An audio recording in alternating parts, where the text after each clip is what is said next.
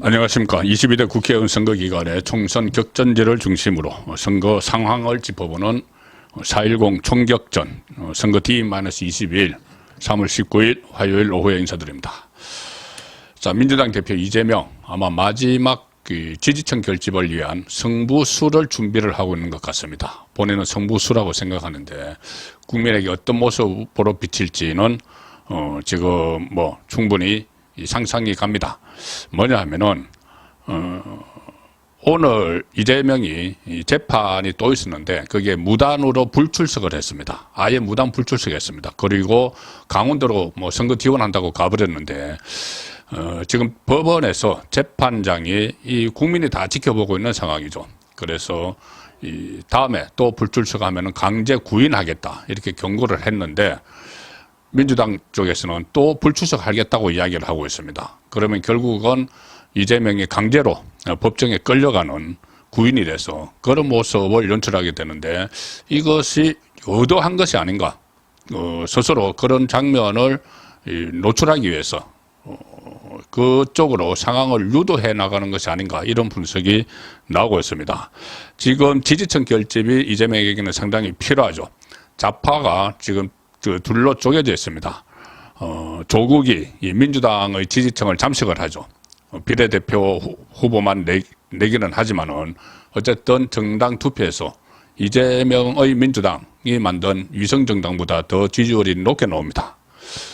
그래서 마치 조국이 좌파의 주축 세력처럼 그렇게 이야기를 하고 있습니다.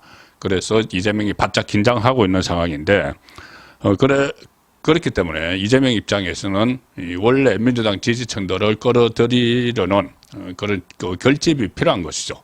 그런데 조국이 지금 2심까지 징역 2년형을 받고 곧 대법원 확정 판결을 앞두고 있는 상황에서 윤석열 정부와 대립각을 막 세웁니다. 본인이 정치 보복을 당하고 있다. 검찰 개혁하다가 나는 당했다. 그리고 용산 대통령실 앞에 가서 성명서도 읽고 이렇게 본인이 조국이 마치 윤석열 정부의 희생양인 것처럼 이렇게 행세를 하면서 좌파 진영의 표를 결집을 시키고 있으니까 이재명이 거기 뒤질 수가 없죠. 그러니 보다 더 아주 임팩트한 그런 장면을 연출해야 되겠다 해서 아마 본인의 사법 리스크, 이재명이 사법 리스크를 역으로 부각을 하는 그런 전술을 쓰는 게 아닌가 싶습니다. 그래서 어떤 핍박당하는 그런 모습을 총선 전에 좌파 진영 유권자들에게 보여주어서 지지층을 결집하기 위한 그런 시도를 한다는 추론이, 짐작이 충분히 가능할 정도로 지금 민주당이 이상한 행태를 좀 보이고 있습니다. 이재명이 오늘 대장동 위례 백현동 성남FC 재판이 있었는데 거기 아예 출석을 하지 않았습니다. 재판이 공전되니까 법원이 구인장 발부 같은 이렇게 강제 소환하는 방법을 고려하겠다 이렇게 법정에서 이야기를 했습니다. 지금 이재명 쪽은 4월 총선 이후로 재판을 미뤄달라 이렇게 이야기를 하고 있는데 재판이 주 3회 줄줄이 다 선거 때문에 재판을 미룰 수는 없는 것이죠. 자, 그리고 오늘 또 재판이 있었는데 형사 33부 그 재판장 김동현입니다. 상당히 재판도 질질 끌어주고 이재명 피고인에게 우호적인 그 재판부인데 그 재판부조차도 온 국민이 지금 주시를 하고 있기 때문에 이재명의 재판을 봐줄 수가 없는 것이죠. 그럼 사법부 전체의 위신에 금이 가는 겁니다. 이재명이 어제 오늘 재판에 불출석 사유서를 제출했는데 재판부는 불출석을 허락하지 않았습니다. 지난번에도 한번 그런 적이 있었죠. 지난 1월 12일에 그때도 대장동 재판 오전 기일에 불출석했죠. 그때 그 전날에 불출석 사유서를 제출했지만 그 법원에 받아들이지 않았습니다. 그러니까 그날 오후에 이 법정에 출석해서 재판부에 늦어서 죄송하다 이렇게 이야기해서 한번 무단 불출석을 했는데 오후에 나와서 죄송하다 했는데 이번에는 아예 나오지도 않고 불출석을 해버린 겁니다. 그 대신 어디로 갔느냐?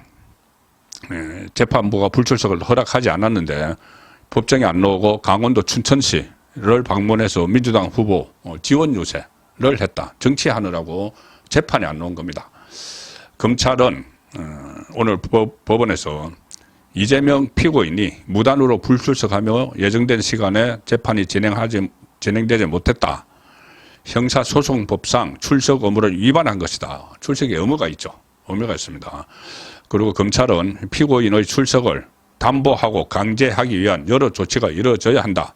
법과 원칙에 따른 것이고 이재명 대표에게도 예외할 수 없다. 자, 이렇게 법원에서 강조를 했습니다. 이재명의 변호인들은 이재명은 야당 대표로 선거에 임하고 있다.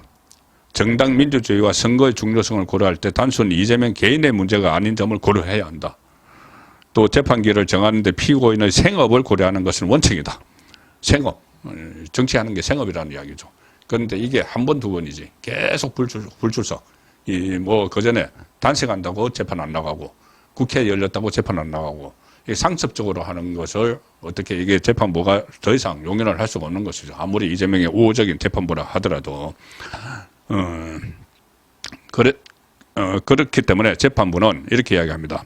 아니 그렇다면은 지금 생업을 하고 있다는데 선거하는 게 그러면은 다음 기회에도 안 놓을 거냐 이렇게 물으니까 변호인이 이재명하고 다 이야기가 됐겠죠.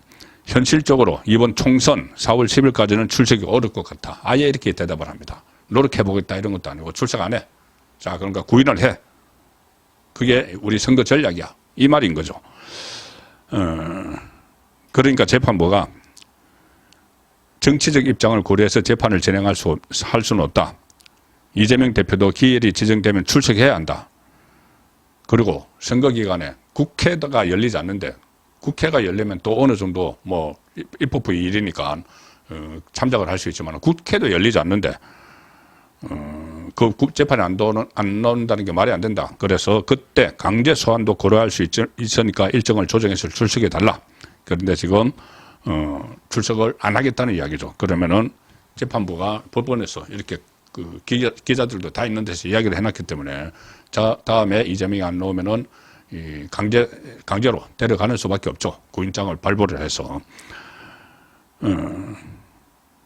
그리고 이재명 쪽은 선거의 중요성을 생각해달라 이렇게 요청을 했지만 재판부는 받아들이지 않고 강제 소환까지 가는 것은 파장이 적지 않을 것 같지만 계속 불출석이 반복되면 고려할 수 있다. 구인장이 발부될 수도 있다. 자, 이렇게 김동연 부장판사가 강경하게 이야기했기 때문에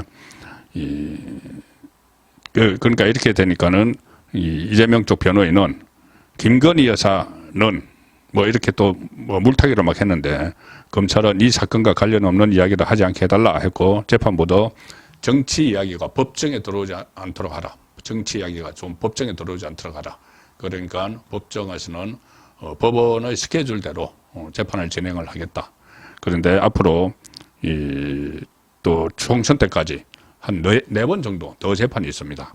근데 이거 안 나오면은 4번 다 봐주면은 국민이 가만히 있지 않겠죠. 여론이 가만히 있지 않겠죠. 그리고 지금 대법원장은 바뀌었습니다. 김명수 체제가 아닙니다. 그래서 이재명에 대한 이 구인 강제로 법정에 앉히는 그런 장면이 선거 전에 나올 수가 있는데 지금 이재명이 아마 그걸 노리고 이렇게 재판에 무단 불출석하는 상황인 것 같습니다. 본인은 이 조국에게 베끼고 있는 지지층을 다시 끌어모으기 위해서 그런 비정상적인 꼼수를 지금 부리는 것 아닌가 그런 분석이 나오고 있습니다. 총격전, 4.10 총격전 하나 더 전해드릴 것은 국민의힘 소식인데 지금 국민의힘 지금 아슬아슬하죠. 지금 지지율 오늘도 여기저기서 떨어졌다는 여론조사 결과들이 속속 쏟아지고 있습니다. 빨리 윤석열 대통령과 한동훈 비대위원장 사이에 어떤 갈등이 충돌이 있는 것을 수습을 할 필요가 있는데 주 호주 대사 문제 그리고 항상무 수석 문제 여러 개가 있죠. 그 중에서 하나가 비례대표를 둘러싼 갈등인데 비례대표 공천이 조금 조정될 가능성이 좀 생겼습니다. 제가 오늘 낮에 오후에 말씀드린 대로 이것은 문제가 있는 쪽의 비례대표는 좀 공천을 취소를 하고 거기에 소외된 쪽, 이번에 소외됐다고 판단되는 쪽에서 좀 들어가는 것이 맞지 않느냐. 윤석열 대통령이 의중에 두고 있는 그런 사람을 포함해서 그 말씀을 드렸죠. 한 사람이 지금 공천을 취소했습니다. 한 사람에 대해서. 비례대표 17번에 배치한 이시우 여성입니다. 여성.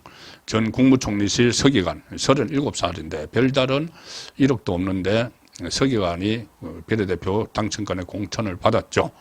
자, 이게 누가 밀어넣는지 그 부분도 지금 설랑설레가 한참입니다. 이시우 이 여성 국무총리실 서기관에 대해서 원래 공무원 출신이 아니고 어떤 정치평론 쪽에 했다. 그리고 대선 캠프에 좀 있었던 것 같고, 그 다음에 어떻게 해서 국무총리실 서기관까지 갔는데 골프 접대 의혹으로 총리실에서 징계를 받았습니다. 그래서 서기관이었는데 사무관으로 강등됐던 이력이 있는데 그걸 국민의 미래, 그러니까 위성 정당이죠. 또 비례대표 정당 국민의 미래가 공천을 했습니다. 그것도 17번에 넣었는데 후보로 부적절하다 이렇게 판단을 해서 공천을 취소를 했습니다.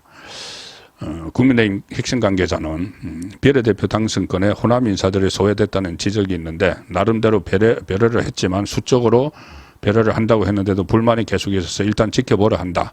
그러면 이제 또 다른 쪽에도 지금 논란이 된 사람이 뭐 한 두세 사람 더 있습니다. 비례대표. 그쪽을 공천을 취소를 하고 새로운 인물을 투입을 하는 그런 교체 작업이 이루어질 수도 있습니다. 그 교체가 정말 당원들의 눈높이, 국민이 정상적으로 생각할 때 맞아야지, 적합해야지 또 다른 공천 파동이 일어나지 않겠죠. 자, 총선 이제 얼마 남지 않았습니다. D-22일인데 아직까지 국민의힘 그리고 용산에서 어떤 갈등을 보이고 있는 이 모습은 정말 위험한 상황입니다. 지금 여론조사가 다 그걸 보여주고 있죠. 하루빨리 수습을 하고 내일부터라도 정상적으로 작동하기를, 선거체제가 작동하기를 바랍니다. 3월 19일 보내드린 총격전이었습니다.